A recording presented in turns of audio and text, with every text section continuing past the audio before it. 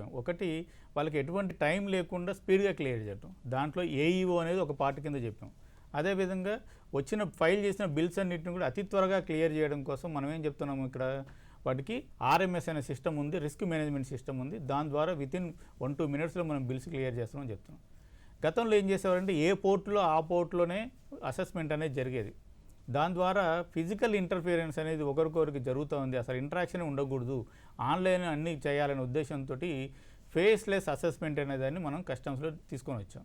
అంటే ఇంపోర్ట్ చేసే వ్యక్తి, అసెస్మెంట్ చేసే వ్యక్తి ఎక్కడ కూడా ఒకరికొకరు ఎదురుపడే పరిస్థితి ఉండదు.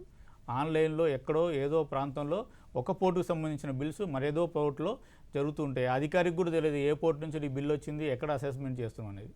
సో అక్కడేమవుతుంది, అనవసరమైన క్వరీస్కి అవకాశం లేదు, కరప్షన్కి అవకాశం లేదు, చాలా త్వరగా బిల్స్ క్లియర్ కావడానికి కూడా మనకు అవకాశం ఉంది.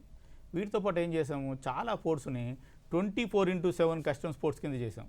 గతంలో కేవలం ఆఫీసు వేళల్లోనే పోర్ట్స్ పనిచేసేవి, ఇప్పుడు అలా కాదు. మేజర్ పోర్ట్స్ దాదాపు అన్ని పోర్ట్స్ కూడా 24/7 వర్క్ చేస్తూనే ఉన్నారు. అంటే గూడ్స్ ఎప్పుడు వచ్చినా కానీ, అర్ధరాత్రి అయినా సరే, ఆదివారం అయినా సరే, పండగ రోజైనా సరే, అవి కంపల్సరీగా క్లియరెన్స్ అనేవి వితిన్ మినిట్స్లో లేదా వితిన్ అవర్స్లో అవి జరిగిపోతూ ఉంటాయి, సరైన ఎగ్జామినేషన్ అంతా డాక్యుమెంట్స్ సబ్మిట్ చేసిన తర్వాత. సో ఇక్కడ మనం ఏం చేస్తున్నామంటే ఆ స్పీడ్ అనేది పెరగాలి, కస్టమ్స్ క్లియరెన్స్ స్పీడ్ అనేది పెరగాలనే ఒక ఉద్దేశాన్ని దృష్టిలో పెట్టుకొని తురంత్ కస్టమ్స్ అనే భావనతోటి మనం ముందుకు వెళ్తున్నాం.